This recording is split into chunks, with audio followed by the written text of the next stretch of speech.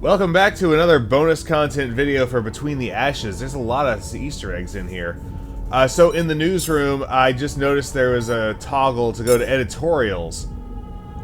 War-Torn and Without Choice is the one that was after the opening cutscene. I read that already. Go look at the opening cutscene. Follow-up from also by Mr. Caleb Ehan. He's apparently writing a lot of editorials. More casualties, more tragedies. The GTA never knows when to stop. Just yesterday, I received reports of another raid against civilians. With all the GTA's technology and military prowess, they still attack the innocent during their draconian crackdown on smuggling operations. The footage is horrendous. The vessel transporting a family was mercilessly shredded, the victims murdered by their own government. What does the GTA have to say about this? The spokesman of the Security Council, Robert Fratto, said, "These smugglers the enemies were fighting against, they purposely put civilians in harm's way. It's their strategy." Has the GTA gone so far as to blame those that were not even involved in the scene?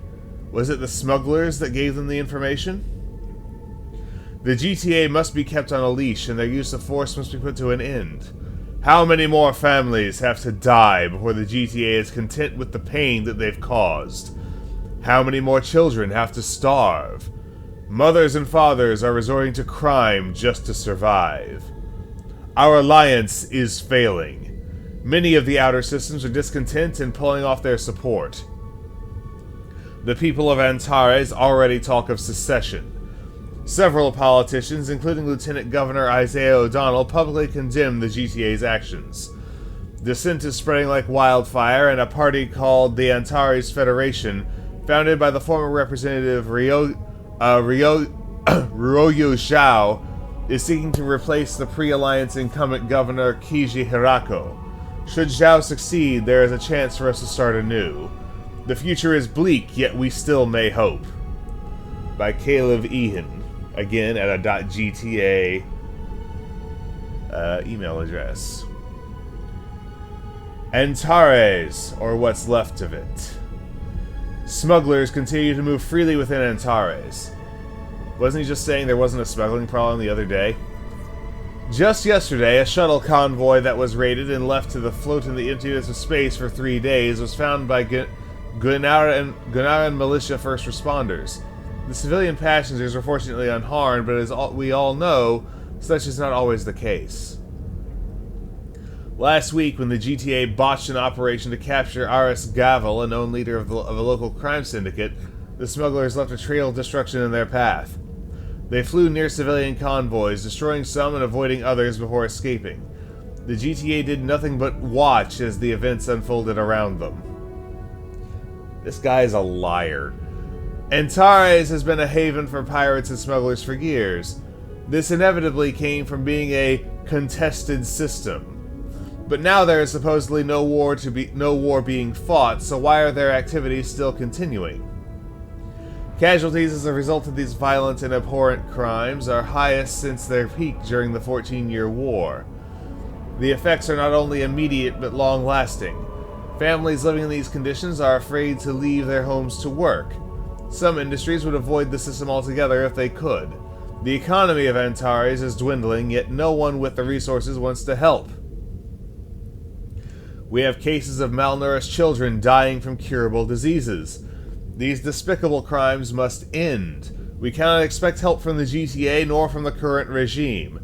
So what can we as citizens of Antares do? I mentioned the Antares Federation, an offshoot of the Antares for Antaresians movement some time ago. The party leader and nominee, Ryo Zhao, is a fine candidate compared to the incumbent. He is willing to do what is right for the people. Not only will he seek to repeal the recent totalitarian laws proposed by Hirako, but in his expected second terms, when we get to vote for the next constitutional convention, Zhao will reform the government so that it can be a federal democracy.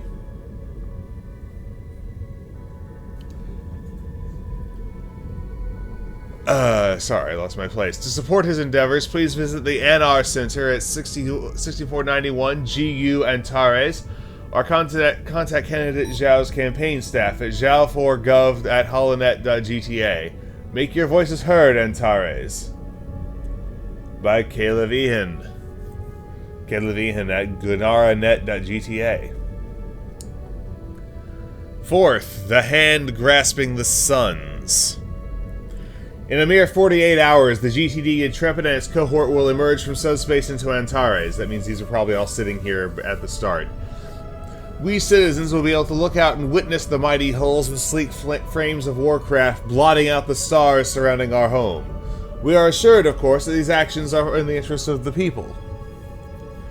Much like a dehydrated child slicking back his hair with the waters of an oasis, this act of chest thumping is little more than a bandage misapplied to the shallow graze of sparse piracy instead of the deep seeping cut in Antares' economic heart. The Intrepid's battle group is simple outward vanity and upkeep of appearances, the politician's equivalent of progress. Has the GTA not grown tired of this conflict after 1.5 decades?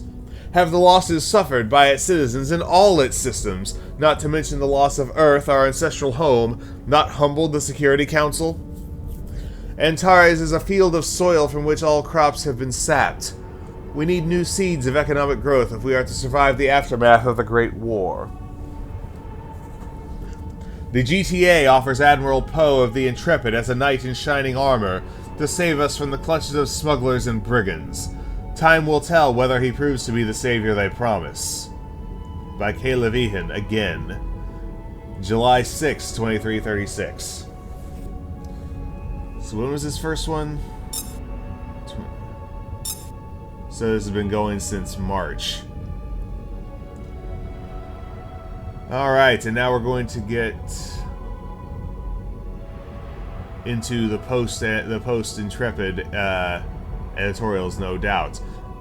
Antares' judgment begins.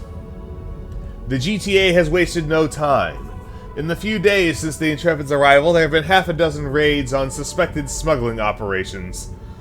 Three of which targeted residential areas. No word has been released on whether any contraband was found as a result, but this veneer of confidentiality is about as effective as handprints on glass and can be seen through just as easily. Meanwhile, at least 2 confirmed pirate attacks have gone off without a hitch under the GTA's noses. After so long, one would presume that the strategists of the Intrepid would be able to anticipate or at least defend against the tactics of common brigands. This is what they have stated they are here to do, but instead they scrutinize the homes of innocent people. It is clear that paranoia from the war still flows strongly in the minds of the GTA's officers. Do they not understand how long we have been victims? How long we have suffered? Have they grown so accustomed to having enemies on all sides that the innocent are swept beneath the bows of their ships along with the guilty? Sadly, it seems that chances of this paranoia fading with time are low. The GTA has brought with it rumors that the Hammer of Light, a radical Vasudan sect, is active in Antares. Really, that's news to me. Time will tell whether any truth nests in these rumors, but all of Antares' citizens would be wise to practice healthy skepticism in the face of these claims. Even now, we may be being misled. By Caleb Ehan, July 25th, 2336. So 20 days later. And finally, Blind Spot. Illusions of progress and proclamations of action are normally what we see from the GTA, but the times continue to swing against them. Senators Hoshi and Jacobson of Regulus have gone missing and are presumed dead. Reports indicate that their transports were attacked by pirates while on a diplomatic visit to Antares. My regular readers will know that the focus of my writing is local, and so may be curious as to the relevance of this news to us here in Antares. The relevance is plain for all to see. Admiral Poe and the Intrepid were in Regulus at the time of the attack. Trouble follows Admiral Poe wherever he goes, it seems. This attack does not strengthen the claims of the GTA. How is it that an attack on such prominent political figures within sight of a GTA installation was able to succeed? How is it that mere pirates with outdated craft and weaponry can outsmart the veteran pilots of the GTA? We have received no statements from GTA spokespersons regarding the attack. I'll leave the implications of this as an exercise to the reader. Meanwhile, let us not forget that we have problems of our own here.